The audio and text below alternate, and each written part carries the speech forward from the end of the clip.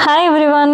Last year మా పాపకి గోపికమ్మ getup వేసుకుంటూ పిల్లల్ని ఈవెంట్స్కి త్వరగా రెడీ చేయాలి అని అంటే ఏం చేయాలి అని ఒక షార్ట్ పెట్టానండి. అయితే లాస్ట్ ఇయర్ లాగానే ఈ ఇయర్ కూడా మా పాపనైతే వితిన్ హాఫ్ అన్ అవర్లోనే రెడీ చేశానమాట. గోపికమ్మ గెటప్కి కావాల్సిన కాస్ట్యూమ్స్ కానీ, జ్యువెలరీ కానీ, ఈచ్ అండ్ ఎవ్రీథింగ్ చిన్న చిన్న ఐటమ్స్ అన్నీ కూడా ముందు రోజే సెట్ చేసి పెట్టుకున్నాను. ఇలా చేయడం వల్ల అయితే నాకు చాలా టైం సేవ్ అవుతుందండి. మనం చిన్న చిన్న ఐటమ్స్ వెతుక్కోవడానికి అటు ఇటు వెళ్తుంటే కూడా పిల్లలకు కూడా చిరాగ్గా అనిపిస్తుంది. వాళ్ళు కూడా అంత ఇంట్రెస్ట్గా రెడీ అవ్వరు. అన్నీ ముందుగానే సెట్ చేసి మన పక్కన పెట్టుకొని పిల్లల్ని మన మీద కూర్చోబెట్టుకొని ఇలా రెడీ చేస్తుంటే వాళ్ళకు కూడా ఇంట్రెస్ట్గా అనిపిస్తుంది. వాళ్ళు కూడా మంచిగా రెడీ అవుతారు విసుగుపడకుండా. చూడండి, నేనైతే అన్ని ఐటమ్స్ నా పక్కనే పెట్టుకున్నాను.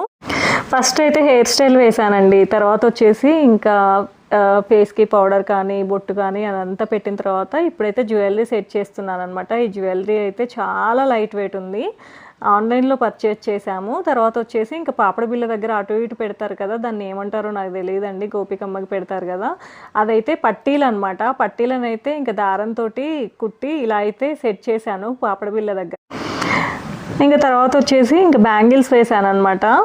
బ్యాంగిల్స్ కూడా ముందే సెట్ చేసి పెట్టుకున్నానండి నేను అన్నీ కూడా. వాళ్ళ డాడీకి బ్యాంగిల్స్ వేసిన తర్వాత లుక్ బాగా నచ్చేసి కొన్ని ఫొటోస్ అయితే క్యాప్చర్ చేశారనమాట. తర్వాత వచ్చేసి ఇంకా దుప్పట్టానైతే సెట్ చేస్తున్నాను. దుప్పట్టాకు కూడా ముందుగానే పినీసులు పెట్టుకొని ఉంచుకున్నాను అనమాట, ఫోల్డ్ చేసేసి నీట్గా. ఫస్ట్ అయితే నేను వడ్డానం వచ్చేసి క్లాత్తో చేసిన వడ్డానం పెట్టానండి. అదంతా సెట్ అయినట్టు అనిపించలేదు నాకు. అందుకని జ్యువెలరీ సెట్లో వచ్చిన వడ్డానం అయితే ఇలా పెట్టానమాట. ఇంత రెడీ అయిన తర్వాత గోరింటాకు లేకుండా ఎలా చెప్పండి గోపికమ్మకి. అందుకని తిలకంతో అయితే అలా అయితే గోరింటాకు పెట్టానమాట.